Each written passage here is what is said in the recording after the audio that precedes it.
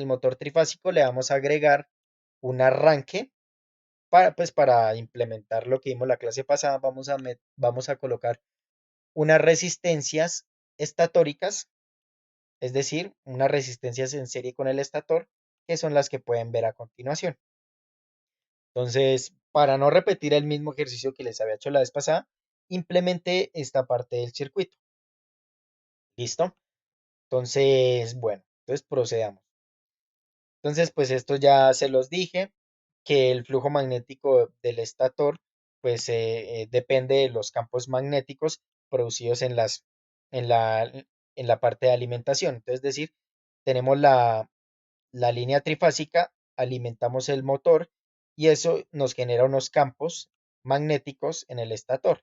Entonces, eh, para hacer invertir el giro de un rotor, lo que debemos hacer es invertir el flujo magnético que hay en el estator. Entonces, de esa manera es que invertimos hacemos que un motor gire de forma contraria. Y les decía que únicamente con cambiar de posición dos líneas, dos líneas de las tres trifásicas, era suficiente para hacer que el motor gire en sentido contrario. Listo, entonces este circuito es exactamente el mismo. En esta parte era igual. Aquí lo que hice fue agregarle un relé térmico. Aquí lo que hice fue agregar unos fusibles. Recuerden que los fusibles eran protecciones generalmente para cortocircuitos y estos relés térmicos para sobrecargas eléctricas. Aquí podemos colocar un disyuntor, podemos colocar un guardamotor, etcétera, digamos la protección que queramos. Listo, entonces toda esta parte es exactamente igual a la anterior, únicamente aquí agrego un tramo para la parte del arranque del arranque del motor. Entonces yo les decía que es, es muy importante implementar un método de arranque, mecanismo de arranque de la máquina eléctrica para reducir la corriente de arranque y la potencia que se consume en el régimen transitorio. ¿Por qué? Porque, digamos, estos son cambios, digamos, son cambios bruscos en la máquina, entonces deteriora la vida útil del motor más rápido. Por otro lado, por otro lado, la máquina eh, puede generar problemas en la estación eléctrica, es decir, en la red eléctrica. Si hablamos de un motor de alta potencia, puede hacer caer la, digamos, sí, puede hacer caer la red. Entonces, un motor, digamos, de alta potencia, yo les decía, imaginemos un motor de 20 amperios, que la corriente nominal sea de 20 amperios, motor bastante grande, y que la corriente, que tenga un pico de 5 veces la corriente nominal, entonces son 100 amperios. Muy seguramente una red eh, común se va a caer. Entonces se van a saltar los tacos y esto puede generar problemas en otros dispositivos. Entonces, en este caso, utilizo unas resistencias estatóricas y utilizamos un contactor principal KM3 para hacer el cortocircuito de esas resistencias. Entonces, toda esta parte ustedes ya la conocen, ¿no? Que S1 me permite girar hacia la derecha, que S2 me permite girar hacia la izquierda, que dependiente, estos dos contactores dependen de estas dos bobinas. Esto ya lo saben. Y lo único que voy a explicar es esta parte. Entonces, fíjese. Entonces, claro, cuando accionamos S1, viene la corriente acá, se alimenta la bobina KM1, el motor gira hacia la derecha y aquí en esta rama tenemos en paralelo un circuito que coloca en paralelo el contacto KM1 y KM2. Es decir, que si KM1 se alimenta o KM2 se alimenta, este temporizador T1 se va a energizar. Entonces, si accionamos S1, se alimenta KM1 y me cierra este contacto. Ahora miremos el caso. Entonces, si accionamos S2, viene por acá, la bobina KM2 se alimenta y este contacto KM2 se cierra y permite que la corriente venga por esta parte. Listo, entonces esto es para que, o si la bobina, o si el motor giró hacia la izquierda, o si giró hacia la derecha, accióneme el temporizador. Entonces, listo, ¿qué pasa? Entonces, accionamos S1, KM1 se energiza, me cierra este contacto se energiza el temporizador a la conexión. Este temporizador a la conexión hace un conteo.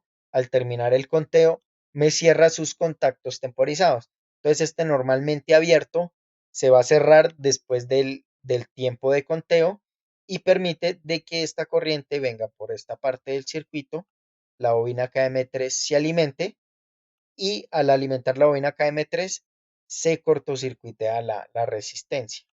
Entonces, ¿qué pasa? Nuevamente, accionamos S1, se energiza la bobina KM1, se alimenta el motor, la corriente viene por acá, por estos tres tramos, por las resistencias, ya que el contactor principal KM3 se encuentra con sus contactos en abierto debido a que no se ha alimentado todavía.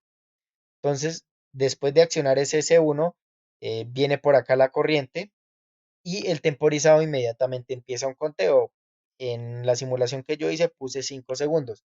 Entonces, al pasar 5 segundos, este contacto temporizado se cierra, KM3 se energiza, me cierra estos contactos de KM3 y me cortocircuitea las resistencias. Entonces, al cortocircuitar las resistencias, ¿qué pasa? Que ahora la corriente viene por acá porque la resistencia se cortocircuitó, es decir, que ya no hay resistencia cero. Entonces todo viene ahora por acá. Y en esa forma ya las resistencias no están consumiendo potencia, que es por ello que se utiliza este contactor, ¿no? Porque si dejamos el sistema así sin las tres bobinas, ¿qué problema tenemos? Bueno, que vamos siempre a estar disipando energía que no es necesaria. Únicamente necesitamos estas resistencias en el momento de arranque, que es donde se genera un gran pico de corriente y bueno, que hay mayor consumo de energía para poder arrancar el sistema. Ya cuando el sistema se estabiliza, pues no es necesario que estas resistencias estén ahí porque van a estar consumiendo energía no requerida. Entonces lo que hacemos es cortocircuitarlas cuando ya se encuentra en régimen permanente, aproximadamente unos 7, unos 10 segundos, 15, dependiendo del motor, ¿listo? Pero no, digamos, no es mucho tiempo tampoco. No sé si de pronto hay alguna pregunta en cuanto a ese circuito, eh, me las pueden hacer. Yo mientras voy a ir abriendo la simulación en cada décimo.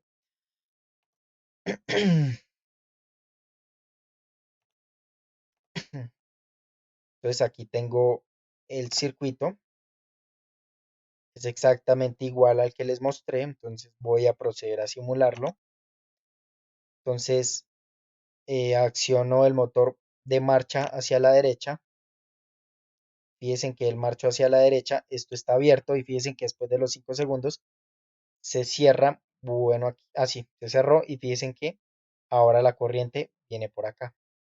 Entonces, volvamos y detengamos el motor. Profe, Sí, señor. estos son resistencias al estator, ¿cierto? Sí, señor, claro, están en el estator. De hecho, fíjese que este es un motor jaula de ardilla, solo posee tres conexiones.